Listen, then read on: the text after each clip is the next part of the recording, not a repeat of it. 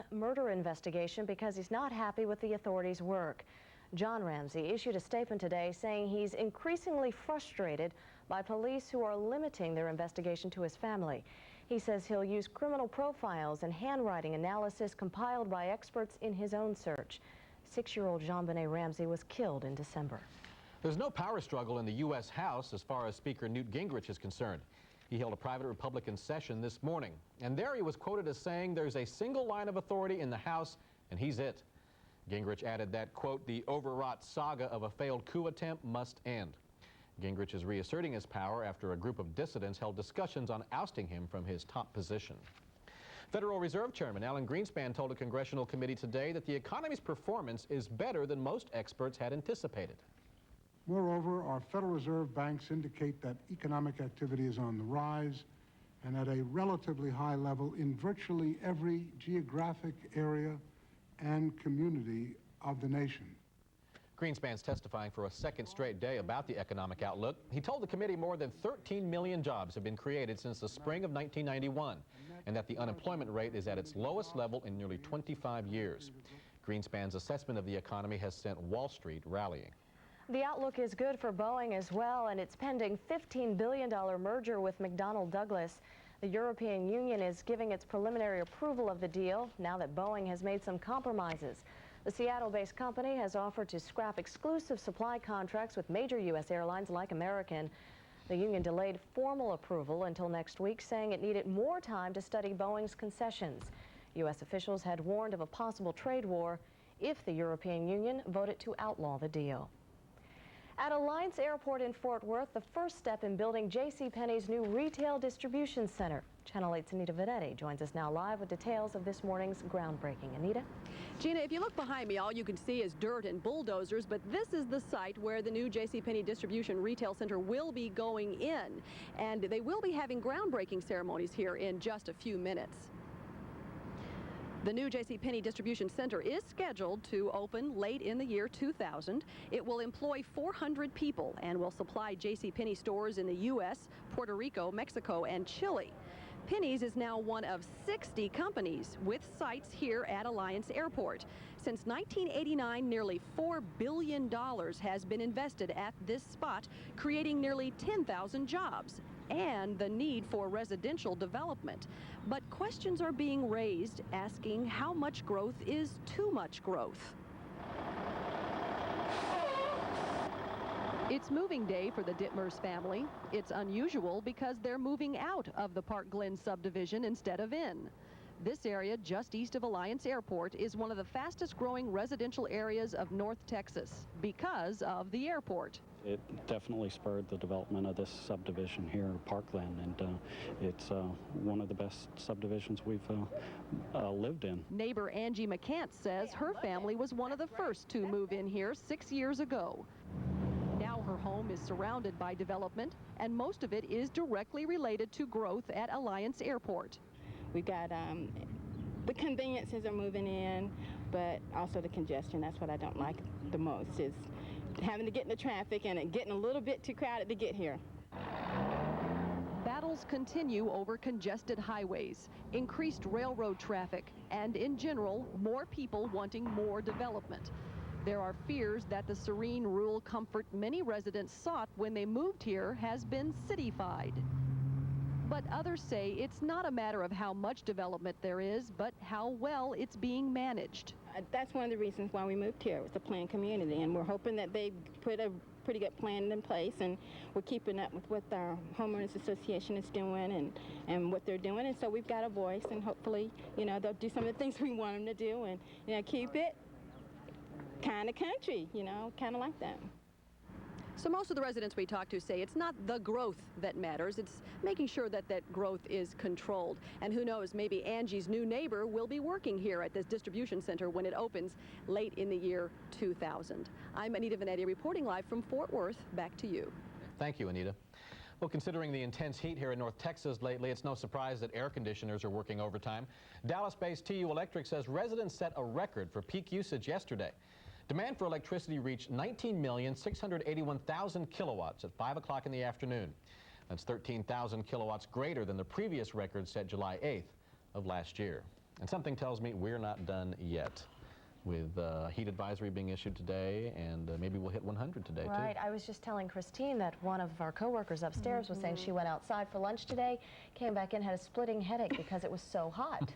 Well, and this is very timely. Just about an hour ago, the National Weather Service put out this advisory. There's a heat advisory now in effect for Dallas and Tarrant counties only, and that is going to be through Friday, not just today, all the way through Friday.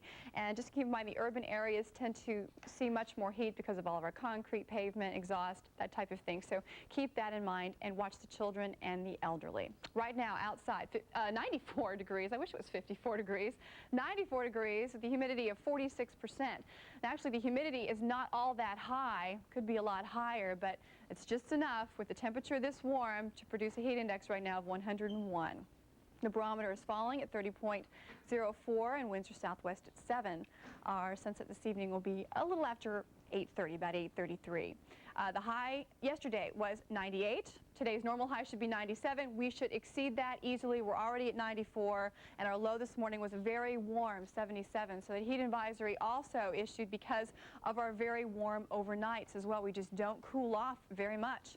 And the pollen count today is low to moderate, 689 particles per cubic meter of air, and the majority of that is fungus with trace amounts of grass. And now the satellite picture. Clear skies over much of North Texas. A few scattered clouds we need to develop right in this area to the north of the Dallas-Fort Worth metro areas. Here is an upper-level trough of low pressure, a very weak one, but it may be just enough cold air in the upper levels with the heating today. We could see a few showers and thunderstorms popping up. They'll be very isolated, few and far between. Storms, strong ones popping up along the Louisiana coastline. Temperature in New Orleans at this hour, 86. We're up to 94. It's 87 in San Antonio, 91 in Brownsville. Okay, now we're going to add the heat index and across the state.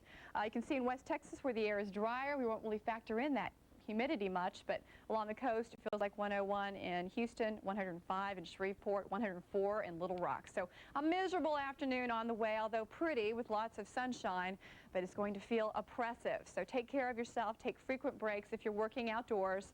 And the majority of rain across the U.S. will be focused in the south central U.S. along the coast, all due to the remnants of Danny, which continues to rapidly weaken now. Finally, no definite circulation center. It's falling apart. Should be carried by the westerlies into and along this old frontal boundary and carried out to the Atlantic by late this week.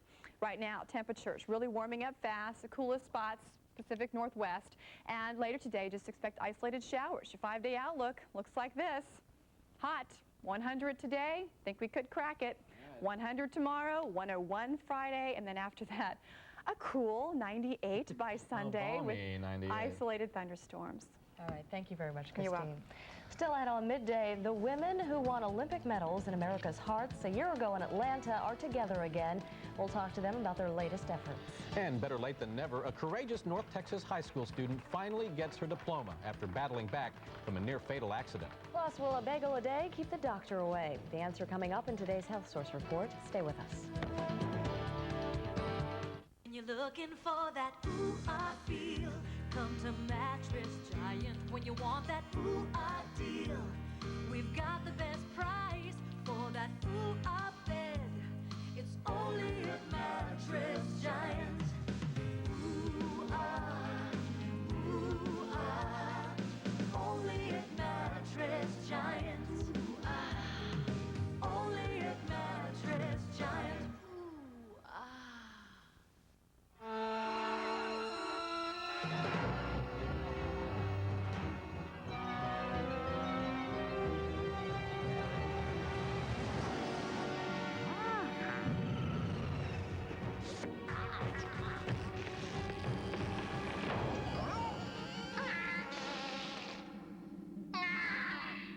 Hey, where's the cream filling? Now that's the stuff. Hostess. Without your Social Security, Disability, or SSI benefits, your world can come apart. But there's a way to keep your benefits. Call attorney Ronald Honig. All he handles are Social Security cases. He's helped thousands of people pursue their claims through all levels of appeal, including cases other lawyers turn away. Call Ronald Honig, 800-359-0019. Get your Social Security or SSI benefits and get your life back together. Call 800-359-0019. Should we be scared going into the hospital? Absolutely. You should be terribly frightened. He claims his doctor amputated the wrong leg, and he's never talked about it till now. What do you say when the wrong leg is gone? It's kind of like, you know, somebody was trying to cover up something. Hospitals are supposed to help you, but how do you know they're safe? Why would the hospital have a doctor on its staff with that kind of reputation? How to protect yourself from hospital horrors. Next, Oprah. Today at 4, here on Channel 8. The valedictorian of Mansfield High School finally has her diploma. A near-fatal car wreck kept Lana McMillan from graduating with the rest of her classmates, but last night a special ceremony was held in her honor. Here's Channel 8's Don Wall. Look at her now. A month and a half ago, Lana McMillan couldn't walk and she could barely speak. But here she is, finally honored as valedictorian of her class, the top student with a grade point average better than 100. Receiving her high school diploma. Lana's comeback has inspired not only her family and classmates, but the entire community of Mansfield. Being in a hospital for a month has given me a newfound respect for medical personnel and empathy for other sick and impaired patients that I will work with in the future. 1 week before Lana McMillan was first scheduled to graduate, she was nearly killed in a traffic accident at this highway intersection. She was in a coma with a serious head injury. She couldn't breathe on her own, and many of her doctors believed she would die. They said it was a miracle when she suddenly woke up and began to recover. Lana woke up the day her classmates graduated. The class president read the speech Lana had prepared to make. Lana was struggling to regain her faculties, but she was released from the hospital mid-June, far sooner than expected. Because I don't remember anything that happened. I don't remember a week after I woke up. I don't remember half the people who came to visit me. Physical and speech therapy have been difficult, but Lana's recovery is nearly complete. It helps, and I'm doing everything I did before. I'm taking dance again. I do aerobics. I go work out. She's also started college at UTA, where she will study speech pathology, so she can work with senior citizens. She's very lucky, and she knows it. She's got a second chance, and with the community and her friends, I think she's going to make the most of it. Her high school principal says Lana McMillan is a fighter and a competitor with the heart of a lioness, who has made her community very proud. Don Wall, Channel 8 News, Mansfield. And Lana McMillan has decided to attend the University of Texas at Arlington to be closer to family, friends, and her doctors. President Clinton wants more American children to get their immunizations. At a White House ceremony today, he proposed that all kids in federally subsidized child care be required to get shots. And the president is directing Health Secretary Donna Shalala to help states develop registries of who has gotten their shots. Aides say immunization goals set by Clinton have been met. More than 90% of 2-year-olds have now gotten their shots against key childhood diseases. Those include diphtheria, tetanus, measles, and polio. It's taking an act of Congress to get the go-ahead for a breast cancer postage stamp. The U.S. House has voted to approve a measure to create the stamp. The stamp would cost up to 8 cents more than the normal 32-cent stamp, with the extra money earmarked for breast cancer research. The Senate-approved bill would limit the surcharge to 1 cent over the rate for a first-class letter. Lawmakers will have to reconcile the two versions.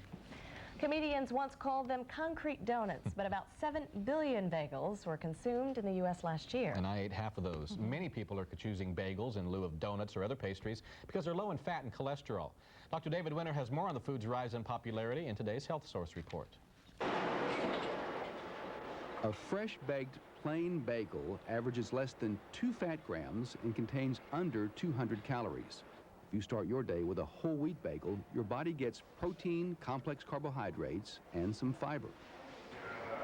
These are sometimes called water bagels. That's because a bagel is boiled or steamed before baking, a process in which no fat is added. At this bagel shop, jets of steam bathe each bagel inside a specially designed oven. It's a very simple